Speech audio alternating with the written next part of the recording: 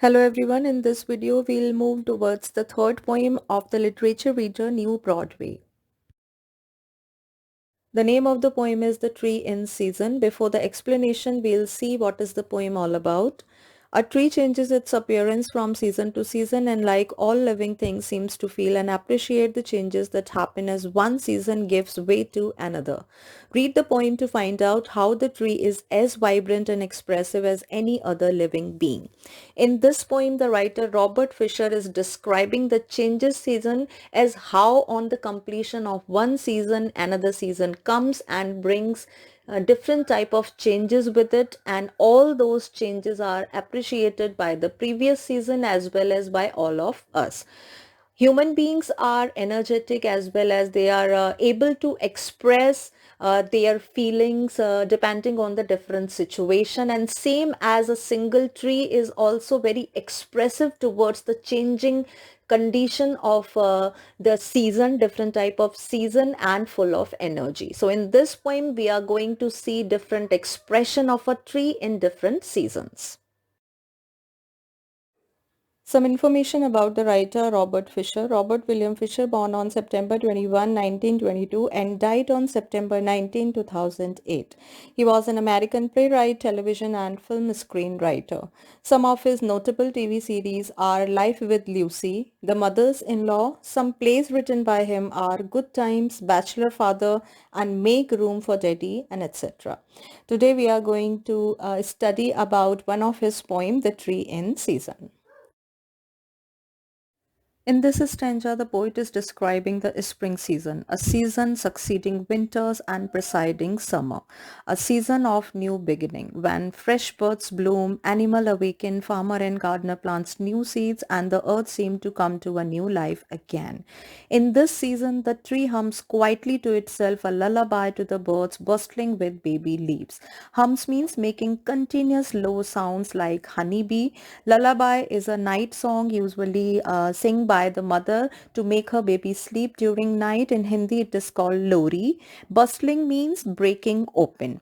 So in the spring season, the tree starts singing a soft continuous sound and it looks as if it is singing a lullaby for its newly breaking buds and tiny leaves. As the spring is the season of bustling new tiny baby leaves and birds, and trees in his happiness is adopting its newly coming family members by singing a lullaby for them. Its branches rides the winds, and in all its new green glory, the tree begins to sing. In a spring season, all the branches of the tree laden with fresh green leaves, fruits, flowers, and birds, and in its joy, the branches are moving with the blowing wind, and it is looking as if the branches are riding on or dancing with the blowing wind. The tree glorifies with the greenery, and in its grand glory, it starts singing a happy song that makes it and the complete atmosphere joyful. So through this stanza, the poet presents the expression of a tree in a spring season when trees are quite happy and full of life. They seem to be humming a lullaby to the birds and leaves, and its branches with the newborn leaves wave themselves in the wind and makes a sound as if they are singing. Spring season is from March to May. Some literary devices from this stanza. First is personification. This is the literary device where poet presented non-living thing in a living being. Here line number 1 and line number 4 are having a literary device personification where the trees and branches are described as a living being. The tree hums quietly and branches ride the winds. Next literary device is alliteration. Here is the repetition of consonant sound G can be seen in line number 5, green glory. Some new words from this stanza. Hums means continuous low sound like honeybee does. Lullaby means a song sung by mother to make her child sleep during the night. In Hindi it is called lori. And bustling means breaking open. In second stanza, summer season is described that falls after spring and before autumn. This is the hottest season when the days are longer than the nights. In this season, the tree stretches in the sun. It knows the birds that fly, the beasts that run, climb and jump from its heavy loaded branches. Beasts means large animal. So in summer season, tree grows completely and it stretches its fully grown and leafy branches towards the sun. Now the trees are grown enough that the birds and other animals can find their shelter place in it. As birds make their nest on its inner branches and the other animals run towards it, climb on its branches and jump from them. It yawns and digs its roots deep into the still center of the spinning earth. Yawns means opening mouth widely, inhale deeply, and spinning earth means revolving earth. Everybody knows that earth takes round around the sun. So spinning earth means revolving earth. So the tree take deeper breath and let its roots reach deeper to the center of the revolving earth.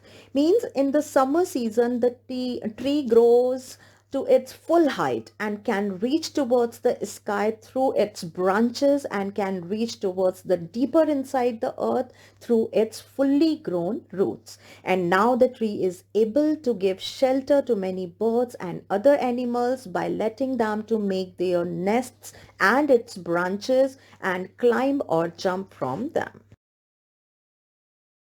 Summer season is from June to August. Literary devices from stanza number 2. Personification, where tree is personified in line number 5. It yawns and digs its roots. Some new words from this stanza. Beast means large animal. Yawns is called open mouth, widely inhale deeply, and spinning is called revolving. Third stanza describes the autumn season, that is the season of transition from summer into winter.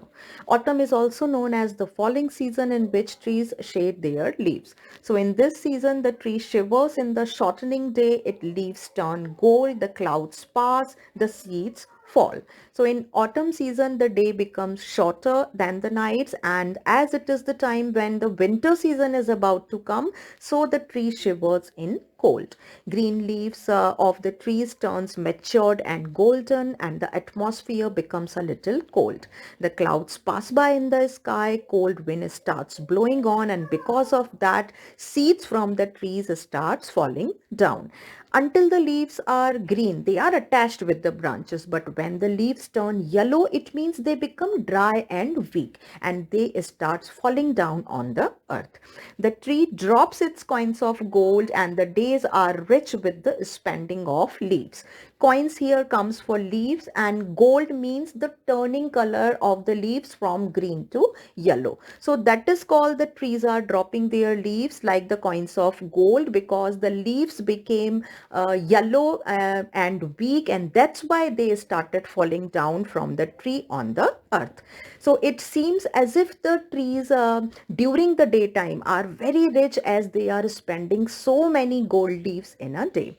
Hence, third stanza shows the expression of a tree in autumn season. When the fresh green leaves turn into yellow, means they became weak and fall down. And with this, the autumn season also describes, and it is depicting like an alarm of the coming winter season. Autumn season is considered from September to October. Literary devices of this paragraph: first is personification, where trees and days are personified in line number 1, 5 and 6 by the line the tree shivers, the tree drops and days are rich. Next literary device is Anaphora. This is the literary device which shows the repetition of the same word in the beginning of the continuous line. Here we can see the repetition of the word the in line number 3, 4, 5. New words from this paragraph: shivers means trembling or shaking, and coins of gold are called yellow leaves. In fourth stanza, poet describes winter, that is the coldest season and occurs after autumn and before spring in each year. In this season, old branches ache, the trees stand naked in the storm, deep frozen, bleak and bare, deep underground, life lies sleeping. Ache means pain and bleak is called empty. Winters cause snow, frost and storm, and in this freezing environment the tree stands loaded with the snow, empty and naked, losing all its leaf. Because during winters the empty branches laden with the snow, as they had already become leafless during the autumn season, and their places is taken by the falling snow. The life of a tree still lies sleeping in the roots underground, and most of the trees covered under the snow, but roots remain inside the earth and escape from frosting, and it becomes a cause for the tree to come back to its life again. The tree sleeps and waits for the returning sun to wake him from his woody dreams.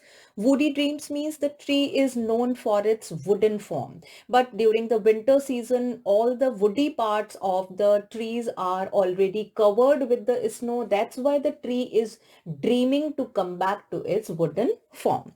The tree sleeps means the tree is known for its branches, leaves, flowers, bud, but during the winters, no part of the tree is visible, and it is not uh, we can say that the tree is not in the waking stage and looks like it is sleeping. The tree waits for its first sunlight of the spring season to wake it up from its dream of the growing into woods. Winter season falls from November to February. Literary devices of last paragraph. Personification, where old branches and trees are personified in line number 1 and line number 2. Old branches ache and the trees stand naked in the storm. Next literary device is alliteration. Repetition of consonant sound L can be seen in line number 4, life lies. New word of this paragraph, bleak means empty. With this, we have completed the explanation of this poem. That's it for now. We'll meet again.